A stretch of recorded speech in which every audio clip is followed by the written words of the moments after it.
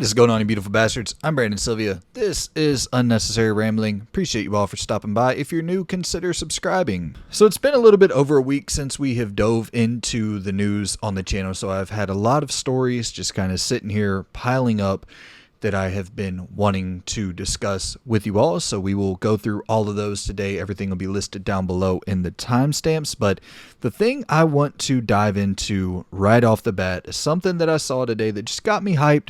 There's so much negative news out there on a week-to-week basis, and we'll cover some of that as well. But this is a feel-good, positive story, and I just want to open up the show with it because I think good things are in store for Legacy of Kain and its return, hopefully coming sometime soon. And this is coming to us from IGN, and it's saying Crystal Dynamics is asking fans if they'd like a new Legacy of Kain game.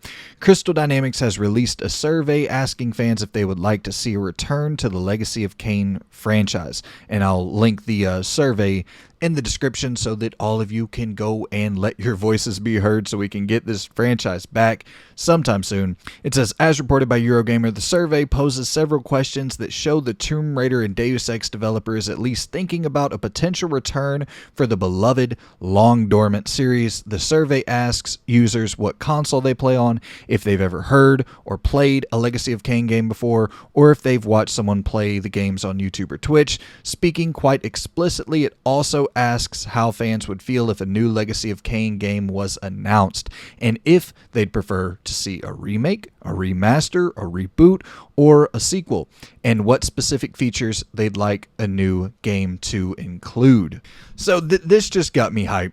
Immediately I saw this and I got hyped. I was like, hell yes, this is a franchise that desperately needs to come back. I have very little experience with this franchise. I played it a little bit as a kid, and it's just been one that I've been dying to go back to, but some of the games are a little bit more on the expensive side for the PlayStation 1 game, so I would just like to see a total remastered package of all the games if possible. Put like a $70 price tag on it. I'd be okay with paying for that for all those classic games to be ported to a modern console. Slight remasters, slight updates, making it a little bit more user friendly, or even if they just launched it on the PlayStation Plus premium service, you can go back and play through them that way, or buy them a la carte, however they wanted to do that.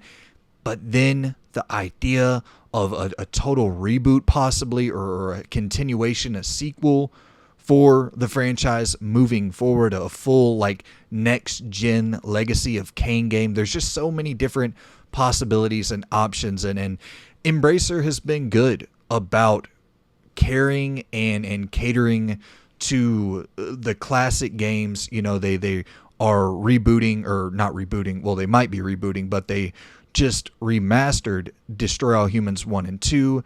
They remastered Saints Row 3, and they're doing the Gothic remake. So Embracer definitely cares about these classic IP a little bit more than some of your other, you know, big name publishers out there. So that is at least a good sign there, especially when considering the fact that they bought, you know, the western wing of Square Enix with Eidos Montreal and with Crystal Dynamics, and just all the IP that come along with that, possibly, you know, getting to see the Tomb Raider games remastered, or getting to see the Deus Ex games remastered, and hopefully continued on past that with, you know, sequels or potential full-on reboots of the franchise. Like, those are the things that get me the most excited with this Embracer acquisition of, you know, Eidos Montreal and Crystal Dynamics. Even when you look at Saints Row with, you know, remastering 3 and then reintroducing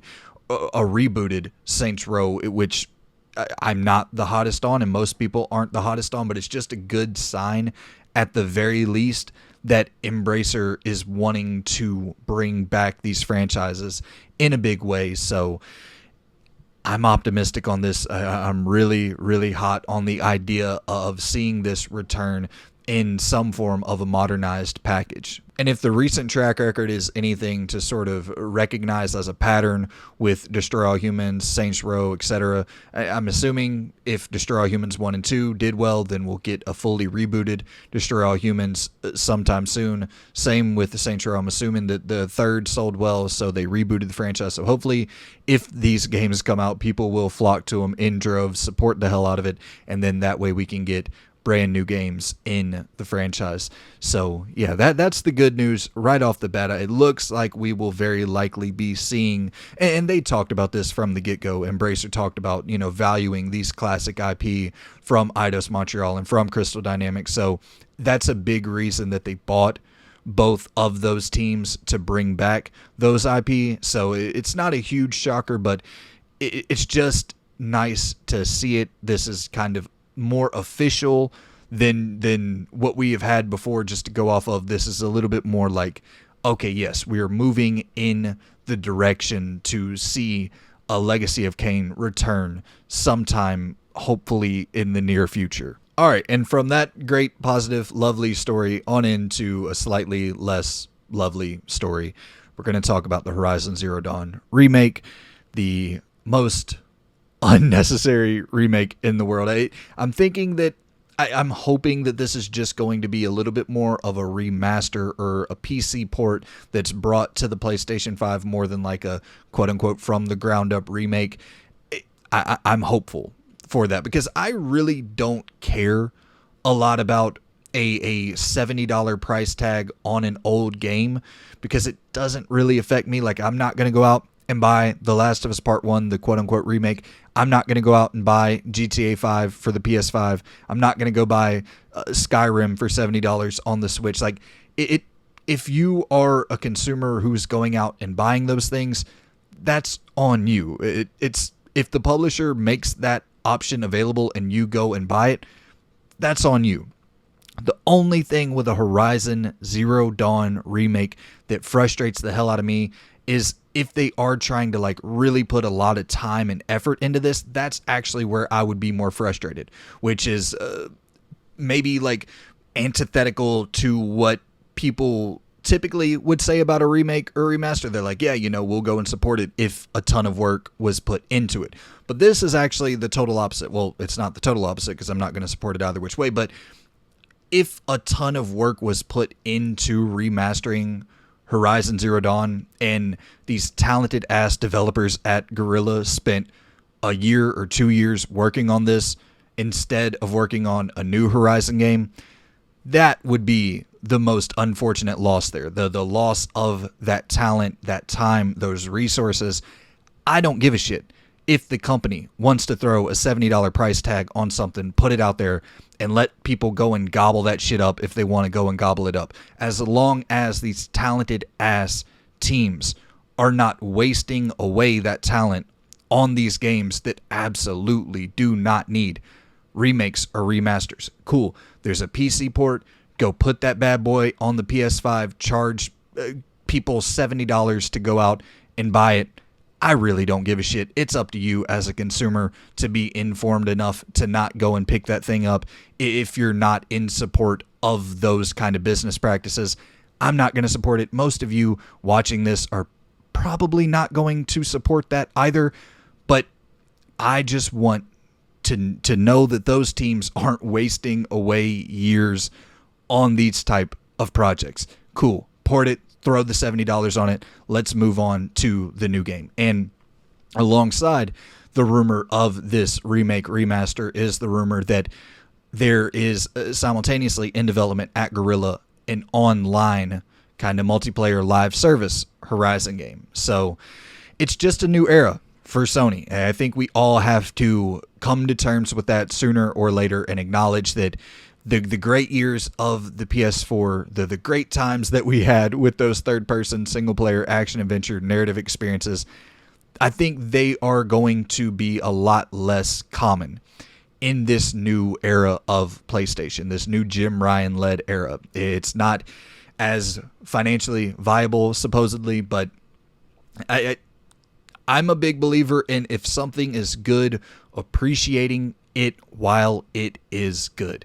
And I loved the hell out of the PS4 era, and enjoyed the hell out of those games. And it looks like, Sony Bend going off, working on a multiplayer live service open world game. Last of It, or Factions 2, I'm sure that's going to be full of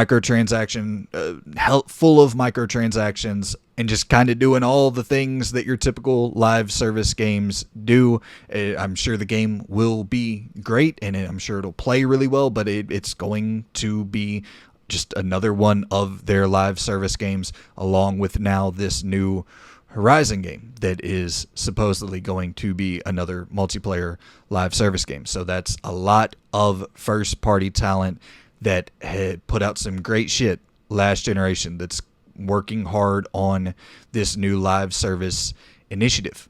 So it's a new era for PlayStation, and it's not an era I am all that fond of. I'm hoping that we're still going to get, and I do think we still will get, quite a few of these third-person cinematic narrative experiences, but I think it'll be like a 50-50 split. With last generation, it was like all the first-party teams were working on these style of experiences, and now I think it's going to be a little bit more of a 50-50 split.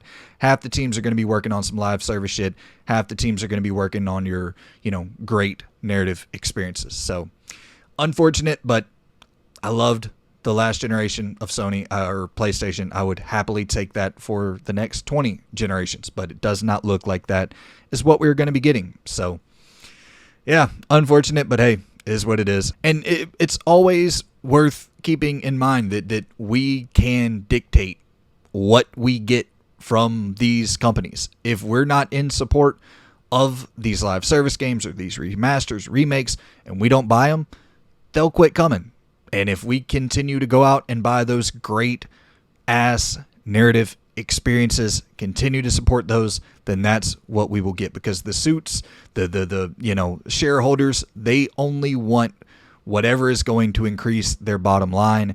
And yeah, so just support monetarily, financially, support the shit that you like, and don't support the shit that you don't like. I think that's the only way to send any sort of message here. It's I know people like to complain on Twitter, on the internet, online. I get it. No problem with doing that as well, I guess. But that's not going to send any message other than that people are upset. If people are upset, but these live service games and remakes and remasters still sell incredibly freaking well, it doesn't matter what type of yelling and screaming you're doing on Twitter.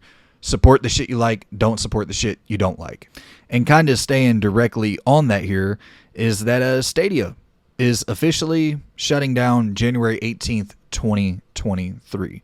So another example of people, if you don't support some shit, it'll go away. And Stadia is a great example of that. Google coming in all confident into the video game space without really any plan or idea for what really justified its existence, and people didn't support it, and there it went. It's a market based off of the decisions you make as a consumer. And Stadia, just in general, out the gate, I think everybody kind of knew that this was inevitable. We knew that Stadia wasn't going to last long, just with the history of Google starting something, canceling something, yada, yada, yada. But even just the idea of a streaming-only service in 2020, like, why would you buy into Google when you can get that, maybe not directly the exact same thing that Stadia was providing, but something similar with Xbox, something similar with PlayStation, where streaming is available for PlayStation, streaming is available for Xbox, but it's just another feature for those platforms. You can go and buy your game and actually own your game. You download it to your system or go and buy a physical copy of the game. You own it forever. And like, Stadia didn't offer anything like that at all. And it you have to come out the gate with an exclusive or with a team. Like, they shut down the what's her name, the Assassin's Creed lady, friggin' Jade Raymond. They had her studio all lined up and then shut it down. And then you launch out of the gate with no exclusive content prepared for your service. And you think of something like Cyberpunk, which ran exceptionally well supposedly on Stadia, and that was like one of the only platforms it ran really well on outside of a very expensive PC. And it's like, why would you not just try to, and I know it's more difficult than this, but could you not have secured some like exclusivity deal with CD Projekt Red, have Cyberpunk exclusive to Stadia? Like, think of the different arc that game would have taken and the different arc that Stadia would have taken. It would have pissed people off, and you could maybe that actually wouldn't have worked so well, but it would have been great for Cyberpunk potentially, where people would have only been able to play like the best of the best experiences for Cyberpunk while playing it on Stadia, but it probably would have caused a lot of backlash, maybe more than it would have been worth. But even the reports recently that come out where Hideo Kojima was pitching Death Stranding 2 to Google, and they didn't want to buy in on it because it's not a multiplayer like online game. And it's like, Google, dude, nobody wants to play online multiplayer competitive like streaming games on Stadia.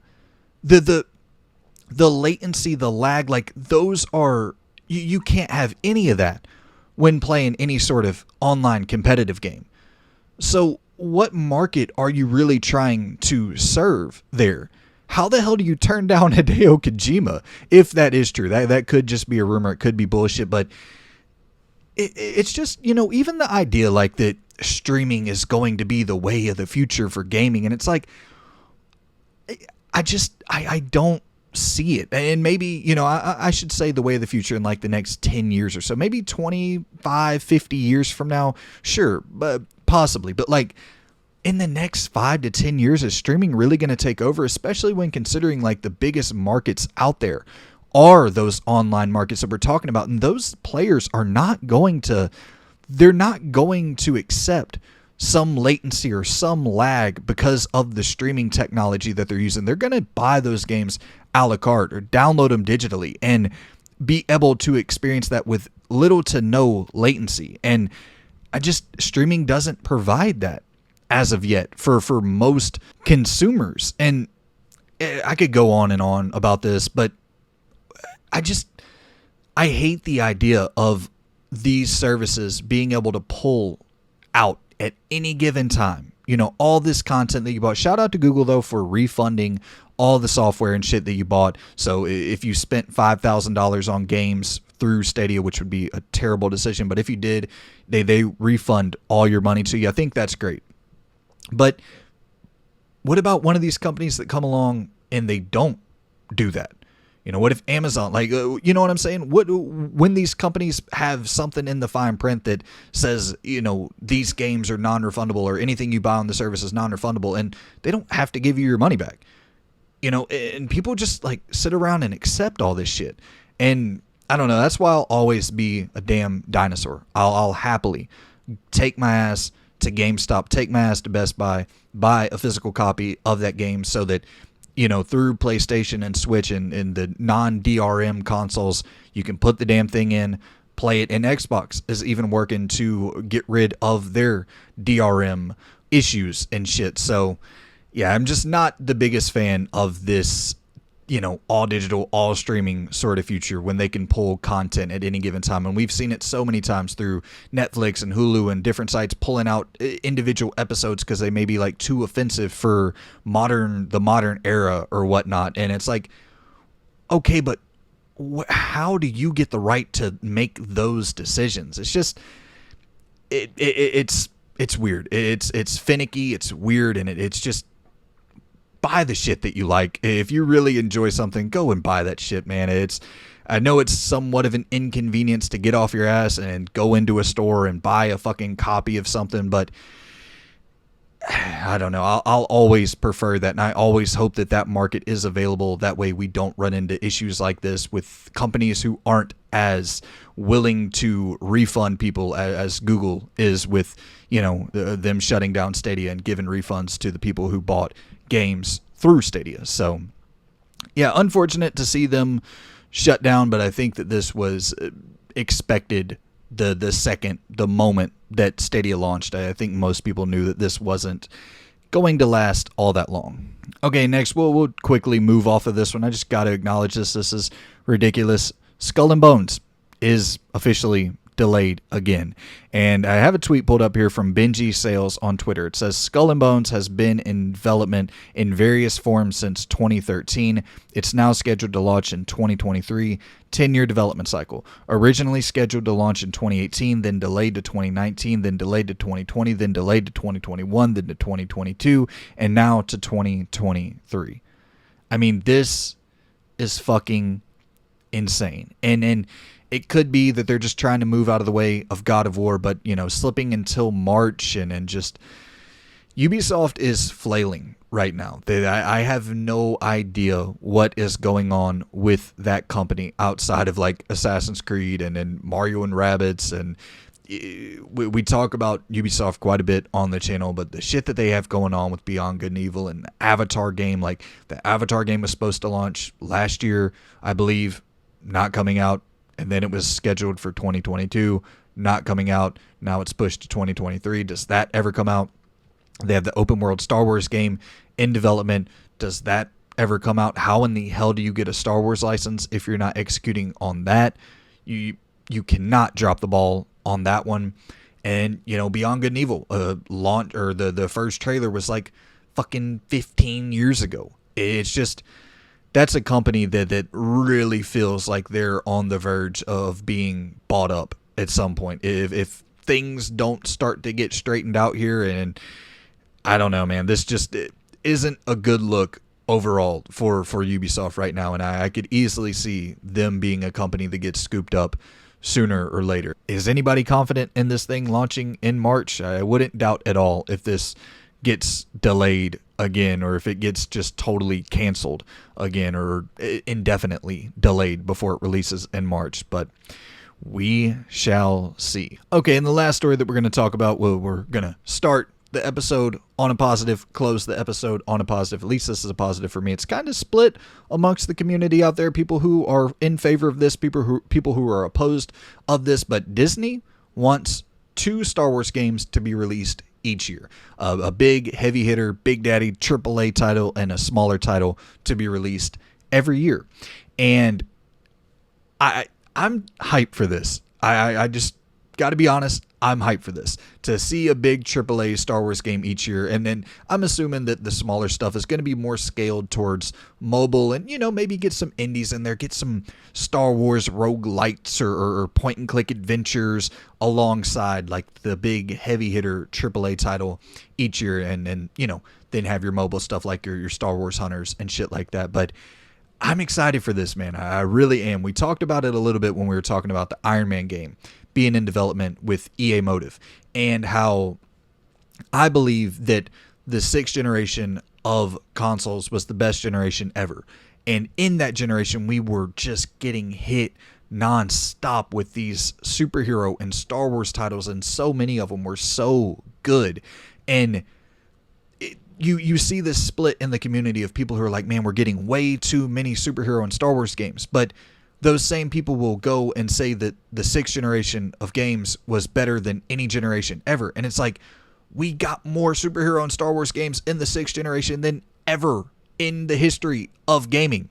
And it's just, I don't know, it that kind of bothers me a little bit. It doesn't bother me, but it is like, come on, man. Come on, we got some good shit in the 6th gen, the generation that you love. And there were some great ass Star Wars and superhero games. So it's like, I don't know. I love messing around with the different characters in those universes and exploring their powers, and because it offers up more fresh gameplay mechanics, and that's just something I'll always be in favor of. But I was listening to Defining Duke, and Maddie brought up a great point where he said that in the 6th generation, this cadence was being hit with Star Wars games where they were releasing about 2 games or so each year. And so I wanted to explore that just a little bit more to see, like, how often were we really getting Star Wars games? Was it really on that scale of 2 or so per year? So I went to